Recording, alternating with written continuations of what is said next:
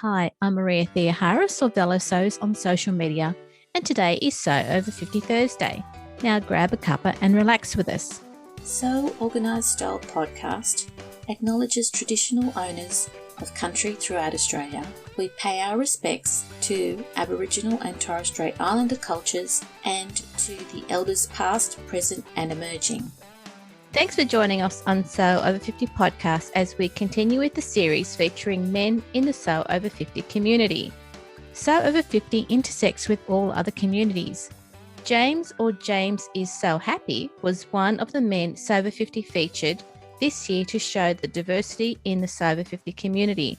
Now, James describes himself as just a guy who sews and knits and conducts and plays the cello and teaches and rarely sleeps. James, thank you for coming on to Sew Over 50 podcast today. How are you? I'm great. Thank you. Thank you so much for having me. My pleasure. And I'm hoping that you get some sleep soon. Oh, absolutely. It's summer here and my schools are on break. And so I'm off for a while. I get to relax. And sew and do all the other things that you do. And sew and knit. Yes.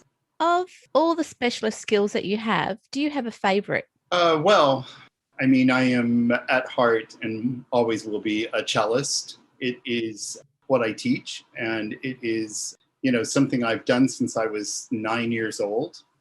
I don't know how familiar you are or your listeners might be with how a classical musician is made, but you're spending hours and hours and hours every day with your instrument, and you get to know each other pretty well. One of my favorite cellists was a cellist named Mstislav Rostropovich, and he always referred to his cello as his wooden wife. So it does become sort of like a spouse to you. That's good to hear. All those hours to become such a great cellist definitely pays off, doesn't it? Because that's what you love the most. It pays off, but everything that I learned as a cellist has bled over into everything else that I do. One of the first things that you figure out in music is that there's no such thing as perfection, but it doesn't make you stop striving for it.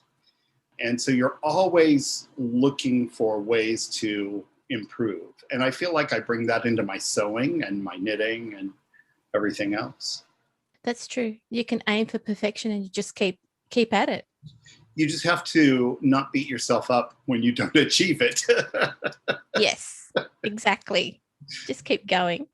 How did you develop your online name? Well, there's nothing really fascinating about it.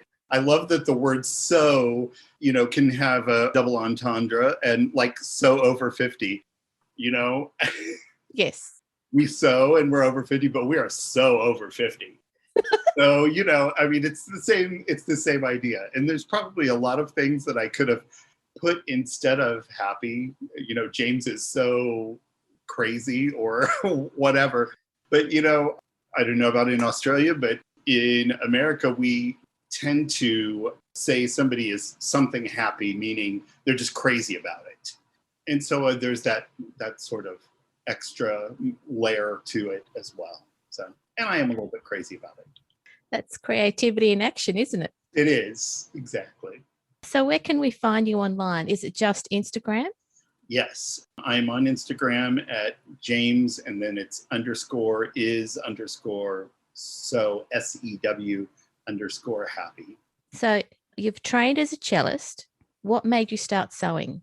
Well, interestingly, I learned to sew, knit, and to do hand embroidery all from the age of 7. There was an elderly woman who lived in our neighborhood that looked after me after school and during the summers when my parents were working. And I think she thought, how can I keep a little boy busy? So she taught me those skills, and I have such vivid recollection of sewing on her machine. She had, the old Iron Maiden singer, probably one of those 99s. But interestingly, and this didn't occur to me as a child, but as an adult, I think how fortuitous, because she had, instead of a foot pedal, she had a knee control for the speed. And I don't think at 7, I probably could have seen over the sewing machine very well and reached the foot pedal, but I didn't have any trouble with the knee control. So she started me off on scraps, and she was a woman who had lovely store-bought dresses for church on Sunday, but wore what she referred to as a house dress during the day, just an informal dress. She made all of those herself, and eventually I started helping her make them. And I enjoyed the knitting and the embroidery as well, and those have carried on into my adult life. And the sewing has, it's funny how it played different roles at different stages in my life. When I was in middle school, I had a class called the Bachelor's Survival Course. And basically it was just a home ec class for boys.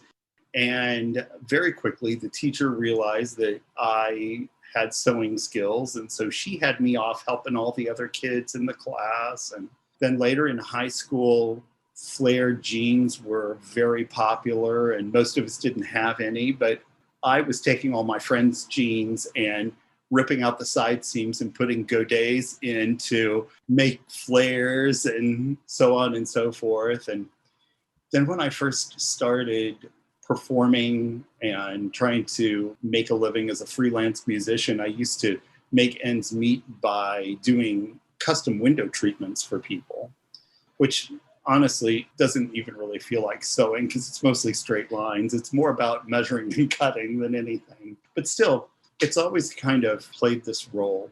Can I step back to when you were making the house dresses for the lady who used to look after you? Yes. I know we're supposed to be talking about men's sewing, but I digress. That's fine. What style did she wear? Oh, she wore a variety of styles. You know, she had sleeveless ones that she wore in the summer where the arms had binding. You know, she would do bias binding on the arms. And so, but it's interesting because I learned so many techniques from her, things like how to sew a dart properly and doing the bias binding and a variety of things that you wouldn't think a little kid, you know, would necessarily get into. But I've always been kind of a nerd for the technique of sewing. And so I think I really took to that very quickly. So even at the age of 7-ish and onwards? Yes. I was probably not doing darts at 7. That was probably more like 8 or 9. Oh, okay. But you would have learnt pockets as well and facings? Yes. And my recollection mostly of her pockets on things were mostly like patch pockets. Although I recall a couple of dresses that had slash pockets in the, you know, side seam slash pockets and right and all. So, yeah. No wonder the teacher at school had you helping all of the other boys in the class. Yeah, well, you know, they were doing what I considered to be very simplistic things. We were making bow ties. Bow ties were very popular at the time. And we were making bow ties, and that was a very easy thing. Thanks for answering that question. Sure, of course. Now that we know your history of sewing, when you sew for yourself, is finding fabric a challenge?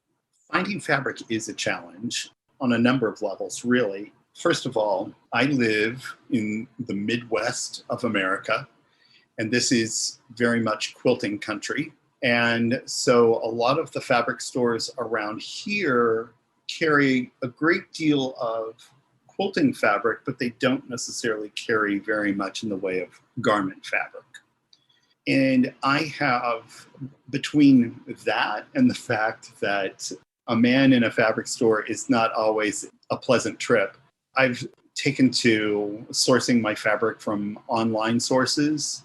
And you get to, I feel like if you study what different fabrics are, understand, you may use grams per square yard, we use ounces per square yard. Yep. If you understand things like that, I think you are often not very surprised with your purchase. I will say, I have made a couple of purchases of things that were sold as shirting fabric that I would call blouse fabric from the standpoint of it's just too sheer for a man's shirt. Might work all right for a woman's blouse, but it just wasn't really what I call shirting. But I'll ask the question and you don't have to answer this. So, when you described your experience in going into a fabric store and it being unpleasant, do you have any examples? well, of course, it depends on the person that waits on you. But as a man, I'm often treated like I'm in the wrong place. I must have been sent there by a woman to pick up something. I don't know what I'm looking at or what I'm looking for. And that, really ruffles my feathers. I want to just Yeah. throw down right there and have a sew off with this person and say, bring it. I'll show you skills. I don't know who they're talking to. Well, and it's not, I don't think I'm an amazing sewer by any stretch of the imagination. I feel like every time I sit down at the machine, I've learned something new. But I do resent the gender specific attitude that I must not really know what I'm doing. Thanks for answering that question. I think that's important for listeners to understand. In that same vein, I belong to several sewing groups on Facebook, and people have a really bad habit of starting their post with, "Hi, ladies," or "Hey, ladies, I need your help," or things like that. And, people need to be aware that sewing is not a gender specific thing. Yep, that's right. Part of running this series about men who sew or sewing for men is to make sure that people understand that Sew Over 50 is a diverse community. Right.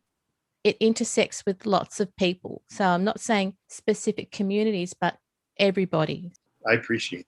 That's okay. So I've had a look at your feed, but I'd really love to hear your answer for this question. Okay. Are there any patterns that you favor?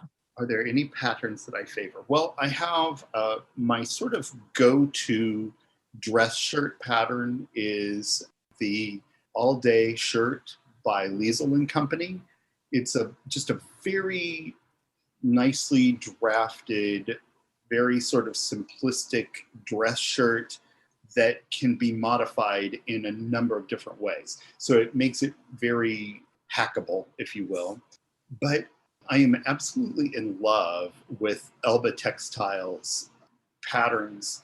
I've made several pair of the Fremantle pants now, and I make them in linen, and they're just incredibly comfortable and casual to wear. And I've made 3 Cornell shirts, and I am finishing my second Sanders button-up shirt, and I just traced the pattern for the Akerfelt coat, which I got some beautiful dry oilskin from flax oilskin from Merchant Mills to make that coat out of.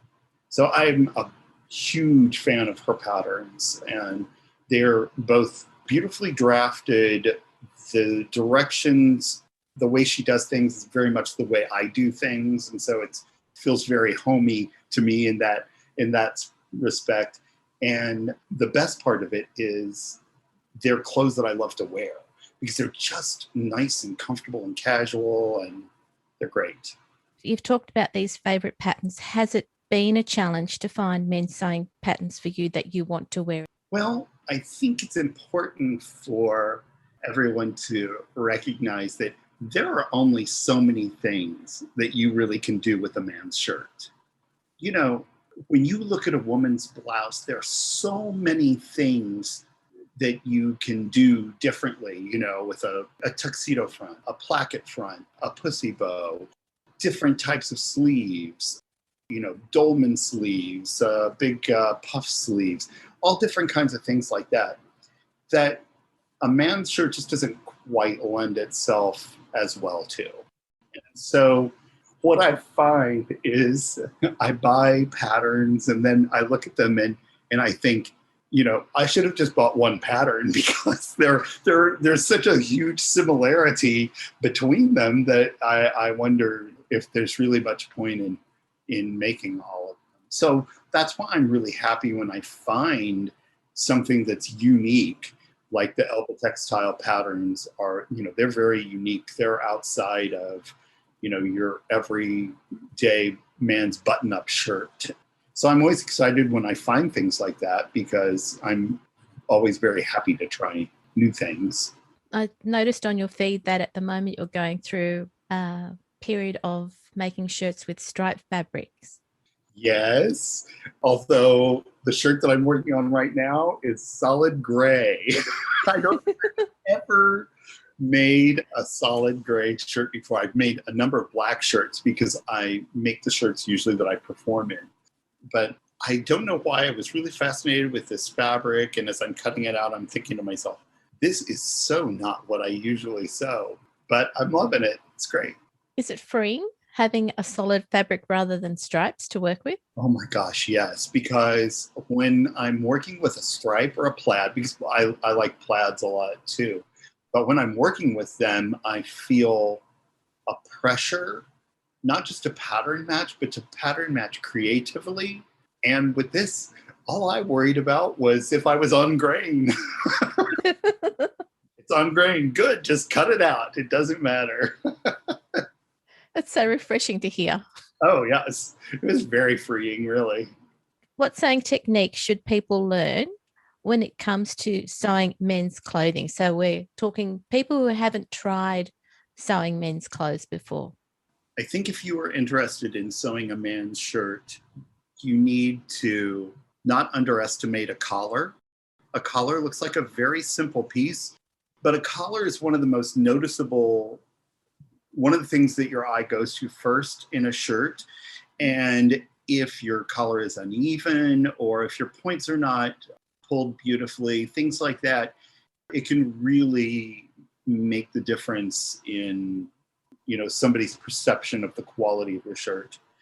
I think for me, one of the most fun techniques and something that, we use on lots of men's shirts is the sleeve placket. I love making sleeve plackets. They're a lot of fun. They look rather intimidating, I think, at first, probably to most people. And I really feel like after you've done a couple of them, they're not intimidating at all.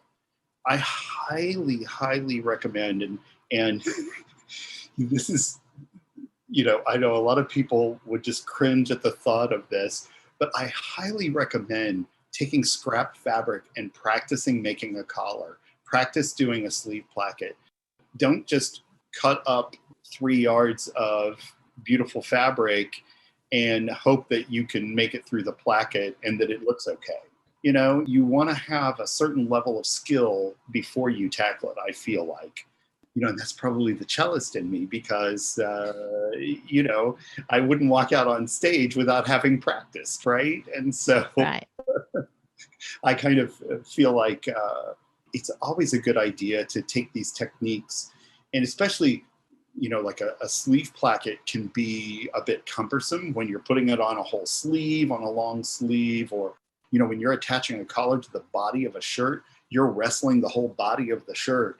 And so if you do these things individually and just make a collar and collar band and just make a sleeve placket on a piece of scrap fabric, then you have taken away some of the intimidation of putting it onto an actual garment, and it frees you up to let you make mistakes and learn from it.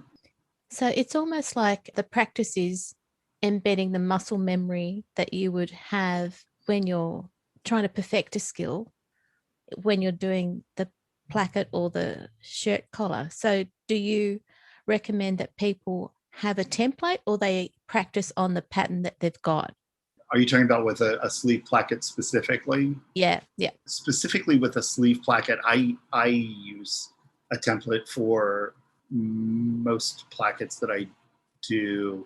There's very little difference usually in just your garden mill, run-of-the-mill variety of sleeve placket. There'll be slight differences in size, but there's really not very much variety. Okay. But you can get creative with your sleeve plackets too, and if you're doing a plaid, you can always cut your placket on the bias, or run a stripe the opposite direction of the rest of the sleeve and to bring a little bit more attention to it. But if you're going to bring attention to it, you want to make sure that your technique is impeccable, because the more you bring attention to something, the more people will notice any errors. That's right. So that's where the practice comes in. Absolutely. For yourself, when it comes to sewing non-shirts, what do you enjoy wearing and making?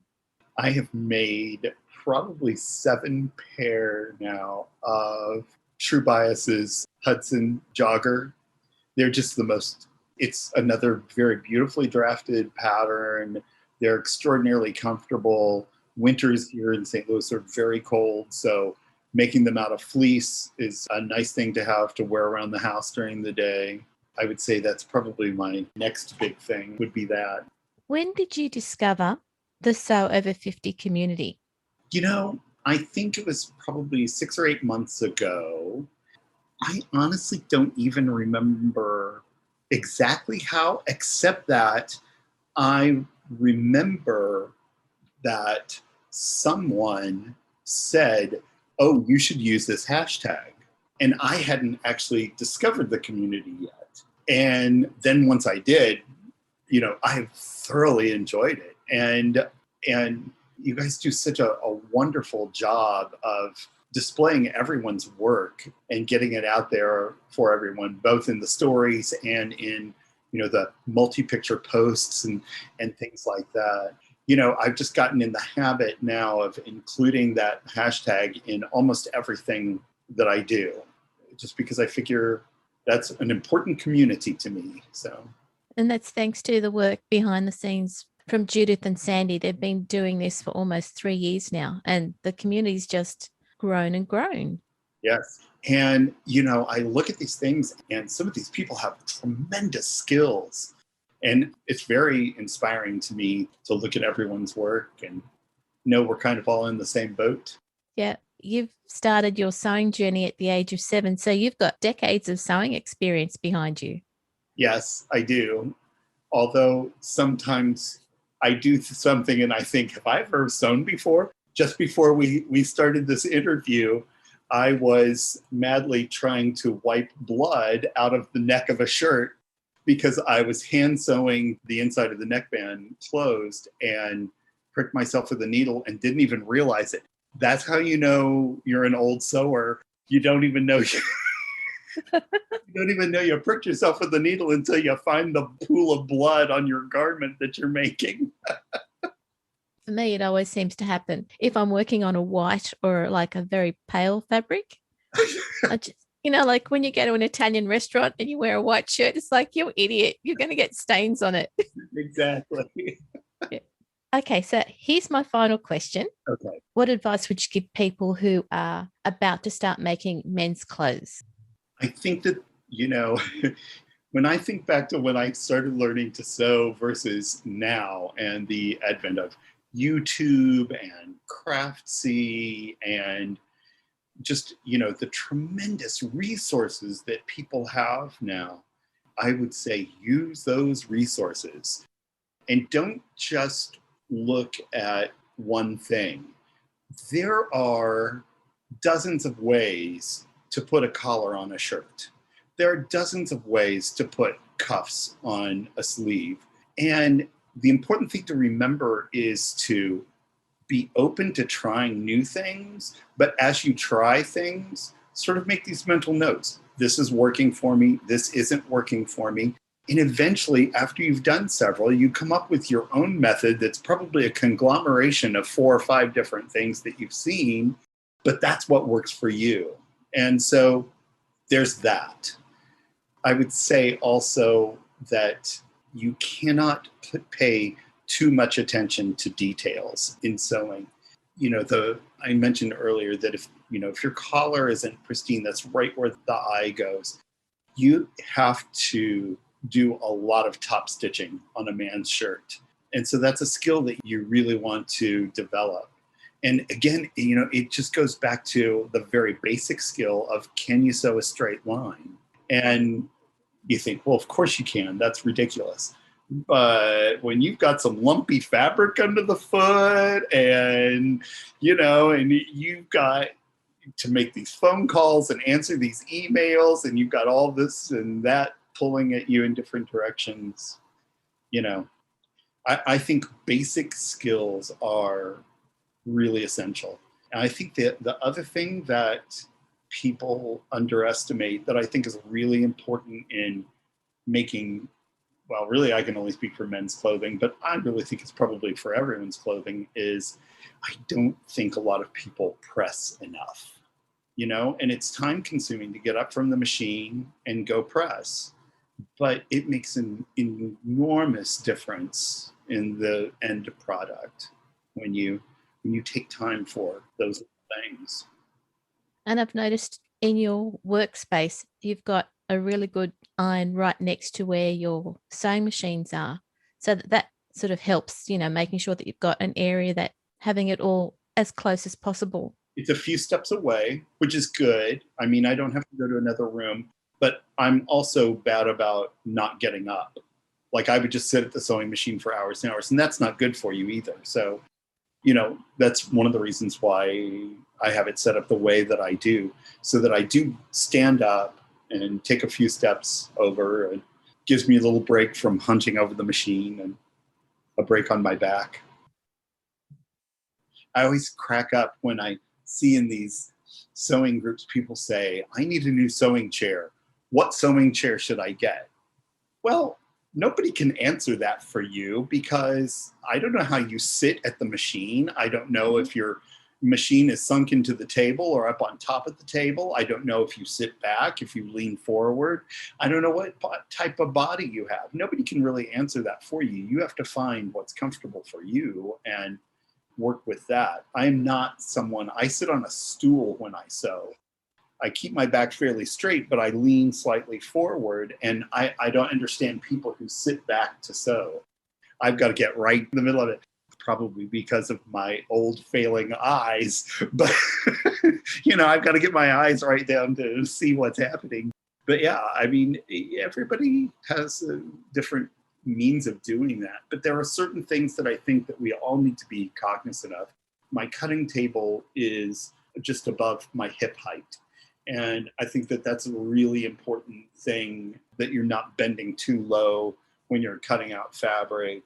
And like I said, I make myself get up and go press because it's not good to sit for terribly long periods of time. Great advice, James. Oh, well, thanks. James, thank you so much for being on Sew Over 50 podcast on Sew Organised Style. It's really great that you have helped us through a few steps for those people who are ready to take on men's sewing, and also raise some issues around, what to know and what to practice when it comes to sewing men's clothes. Well, you're very welcome, and thank you for asking me. I'm really very honored to be a part of this series, and I love your podcast. I love the Sew Over 50 community, and I'm cheating a little bit because I turned 60 in May, so I guess I really belong in the Sew Over 60, but... No, stay. But I feel right at home here, so thank you for that. Thanks a lot, James. Thank you. And have a lovely day, listeners. This episode for Sew Over 50 podcast on Sew Organised Style was produced by me, Maria Theoharis, with permission of James, sound by bensound.com. You can subscribe to Sew Organised Style podcast, spelled with an S, not a Z, on all good podcast apps. Make sure you go back and listen to our Sew Over 50 podcast archive and catch up on this series about men who sew. Post any questions or suggestions you have on our Instagram account at Sew Organised Style, or on our website at www.seworganisedstyle.com, or on our Facebook page. We look forward to joining you in your sewing room next time. Stay safe, everyone.